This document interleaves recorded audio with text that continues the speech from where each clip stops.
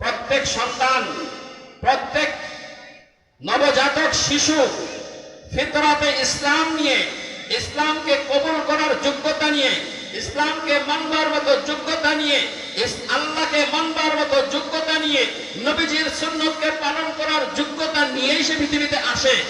কিন্তু তার পিতামাতা, তার অভিভাবক যারা তাদেরকে ভিন্ন পথে পরিচালিত করে, কেউ তাকে হিন্দু বানায়, কেউ তাকে নাসারা বানায়, কেউ তাকে বৌদ্ধ বানায়, কেউ তাকে খ্রিস্টান বানায়, কেউ তাকে পথভ্রষ্ট বানায়, খোদাদ্রোহী বানায়, মুরতাদ বানায়, এমনি ভাবে দেশদ্রোহী বানায়, ইসলাম বিদ্রোহী বানায় তার বাবা মা।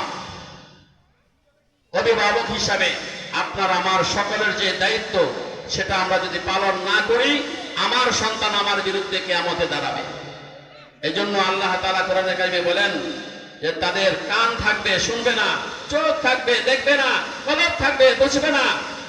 যেমনি ভাবে জানোয়ারের মধ্যে চোখ আছে, সবকিছু আছে, দিমাগ আছে, কিন্তু সে বোঝে না, সঠিক জিনিস বোঝে না, পালন করার যোগ্যতা তার মধ্যে নাই। বিদায় উলাইকা কাল আনআম, সেও জানোয়ার। আর এই জানোয়ারের খাসলত যার মধ্যে থাকবে সে গাফেল, আর গাফেলের জন্য রয়েছে জাহান্নাম। আল্লাহ রাব্বুল আলামিন আমাদের সকলকে হেদায়েত দান করেন। আল্লাহ তাআলা আমাদের এই মাহফিলকে কবুল করেন। আলহামদুলিল্লাহ, এই মাহফিলের কাজ এখন থেকে শুরু হয়েছে।